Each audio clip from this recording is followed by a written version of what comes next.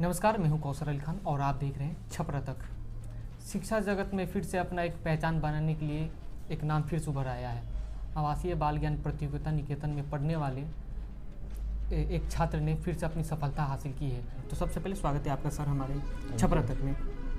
Thanks to you and thanks to all the teachers and my parents. अच्छा, ये बताइए, सफ़र पूरा करने के लिए आपको किस तरह से सामना करना पड़ा और कि आपने ऐसा क्या देखा कि ये क्षेत्र को चुना और आपके मन में क्या था, पढ़ने के तरीके क्या थे, माता पिता ने किस तरह से प्रोत्साहित किया, यहाँ तक कि इस संस्था के आवासीय बाल ज्ञान प्रतियोगिता निकेतन के प्राचार्य ने और डायरेक्टर महोदय ने या शिक्षक जो भी थे किस तरह से सहयोग दिया आपको? सबसे पहले तो मैं बताना चाहता हूँ कि जो स्कूल का माहौल था स्टार्टिंग में जब मैं यहाँ पे आया था तो बहुत ही हेल्पफुल था, बहुत ही पॉजिटिव था पढ़ाई करने के लिए। इसलिए मैंने सैनिक स्कूल का जब एग्ज़ाम निकाला था तो मेरा इजीली हो गया वहाँ पे। तो सैनिक स्कूल जाने के बाद मुझे रियलाइज़ हुआ कि डिफेंस काफ़ी अच्छा ऑप्शन है मेरे लिए। तो मैंने सैनिक स्कूल में जाने के बाद अपने डिफेंस के लिए सोचा। 12th के बाद मैंने इंडिया एग्ज़ाम दी, इंडिया निकल गया मेरा। फिर इंडिया के बाद IMA और आर्मी एज ए मेरा चॉइस था आर्म्स। तो IMA से पास आउट हूँ 13 दिसंबर को 2025, अभी रिसेंट में। ठीक। अभी हम देखें कि अभी के जो युवा है नशे की ओर अग्रसर है और आप जैसे जो लोग हैं जो पढ़ाई के बदौलत देश सेवा में आगे आए हैं, और हम भी ये देखते हैं कि कुछ युवा जो है आजकल मोबाइल के चक्कर में किसी न किसी चीज़ के ऐसे चक्कर में जो है अपना भविष्य सुनहरा भविष्य जो है अंधकार में डाल रहे, तो उन लोगों को क्या संदेश देना चाहेंगे? सबसे पहले मैं बताना चाहता हूँ कि जो मोबाइल फ़ोन है इसके सबको ही पता है एक्चुअली कि पॉजिटिव और नेगेटिव हर चीज़ के होते हैं। मोबाइल फ़ोन के काफ़ी ज़्यादा पॉजिटिव्स हैं और नेगेटिव्स इसलिए हैं क्योंकि हम अपने आप को कंट्रोल नहीं कर पा रहे हैं। Best thing is mind control. खुद पर अगर अपने आप पे कंट्रोल है तो हर चीज़ को आप पॉजिटिवली यूटिलाइज कर सकते हैं।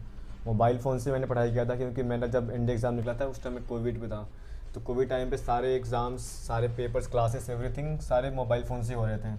तो मैं जब इंडिया का UPSC के लिए पढ़ाई कर रहा था इंडिया के लिए, तो ऑनलाइन क्लासेस टीचर से और मेरे जो स्कूल के कोर्समेट्स थे उनसे बातें, ऑनलाइन क्लासेस सारे मोबाइल फ़ोन से होता था।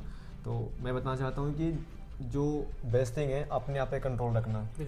ये बताइए, प्राथमिक शिक्षा आपने जो यहाँ से हासिल की आवासीय बाल ज्ञान प्रतियोगिता निकेतन से, यहाँ पे किस तरह से सहयोग आपको मिला और यहाँ के क्या वातावरण थे कि आपने एक अच्छा मुकाम हासिल किया और एंट्रेंस परीक्षा में भी आपने आगे की पढ़ाई के लिए यहाँ से शुरुआत की? जब यहाँ पे मैं था तो उस समय काफ़ी छोटा था, मैं क्लास 10 साल का होगा उस टाइम पे। तो उस टाइम पे तो एज ए चाइल्ड हमें तो पता नहीं होता कि हमें आगे करना क्या है क्या नहीं करना, हमें जो सिखाया जाएगा उस पर जाएंगे। टीचर्स जो थे, प्रिंसिपल सर खुद थे, वो काफ़ी मोटिवेटेड थे उस टाइम पे। तो जिस तरह हमें गाइड किया उन्होंने उस तरह हमने रिजल्ट दिया उनको। तो अगर मैं यहाँ पे पहुँच गया तो उनके बदौलत ही पहुँचा हूँ। मेरे माता पिता जो थे घर पे उन्होंने सपोर्ट किया, पॉजिटिवली इन्फ्लुएंस किया मेरे को।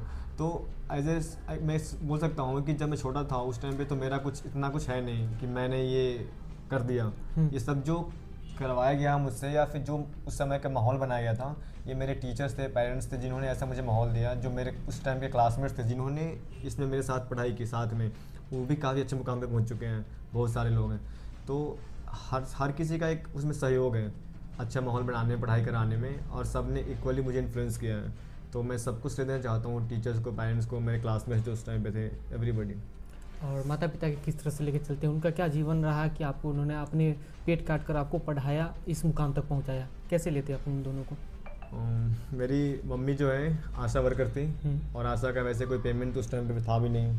अभी स्टार्ट हुआ है वो भी 3000 का, वो भी इतना कुछ है नहीं। 3000 तो आजकल मतलब ऐसे एक दिन में ख़त्म हो जाता है। पापा थे वो वैसे बाहर वर्क करते थे कंपनी में और 8000 का करीब महीना मिलता था। तो एज एन ऑल अगर मैं सैनिक स्कूल का पेमेंट फ़ीस भी चेक करूँ तो हर साल का 1 लाख का था करीब में। तो सारे पैसे हमारे ऐसे ख़त्म हो जाते थे और बाकी हम सपोर्ट मिलते थे। बाकी जो हमारे रिलेटिव्स थे मेरे मामा के घर से ऐसे, तो वहाँ पे से हमें सपोर्ट मिलता था।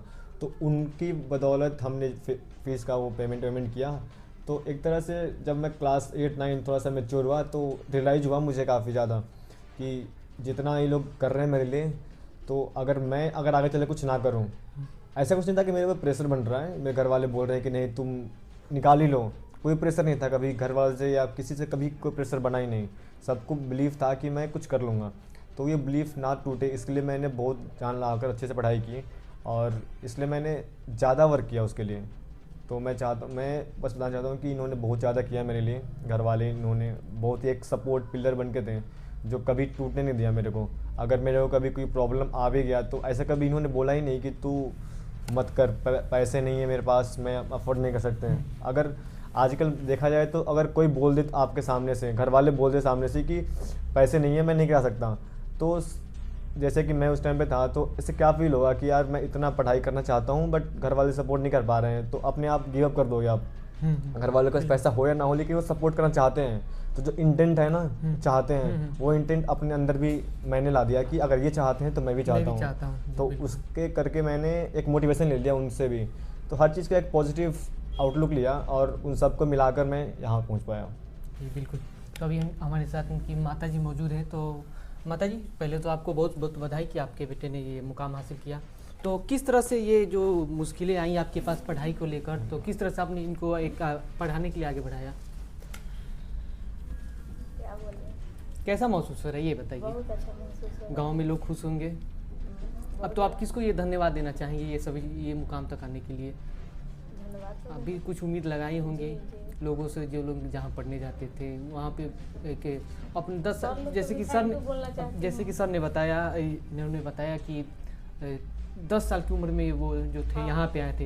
एक बेटे को घर से दूर रहकर एक पढ़ाई करना, माँ को थोड़ा सा होता है कि बहुत- प्यार, बहुत। उसको याद करना, हर एक माह में ज़रूर आती होंगी मिलने। जी। तो उस सभी चीज़ों को त्याग करके और अपने बेटों को एक अच्छे माहौल में पढ़ाया, वो आज वे ऐसे मुकाम पे पहुँच गए हैं जहाँ पे कह पाना मुश्किल है। जी। तो आपके लिए किस तरह से ये पल मायने बहुत रखता है? बहुत बहुत अच्छा पल महसूस हो रहा है। उन्होंने बताया कि आप आशा कार्यकर्ता है जी। और कुछ सीमित पैसों में ही गुजारा करना पड़ता जी, था, जी। और पिता भी एक है, रोजाना कमाने खाने वाले आप लोग का एक व्यक्तित्व रहा है।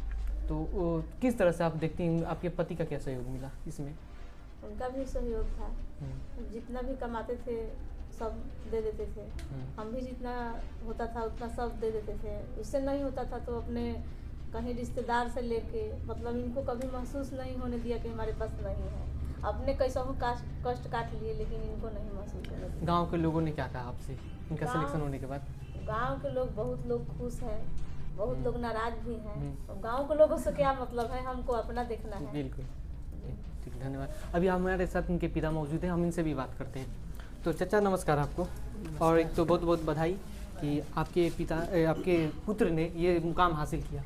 तो किस तरह से रहा, मैं वही सवाल आपसे दोहराना चाहता हूँ, तो किस तरह से ये सभी चीज़ें आसान या मुश्किल रही? मुश्किल तो बहुत था, जैसे कि जैसे कि पैसे के लिए सब मुश्किल था बहुत, मगर ऐसे करके महसूस नहीं हुआ लड़का को, हम्म, कहीं कहीं से करके उसको आगे निकाला।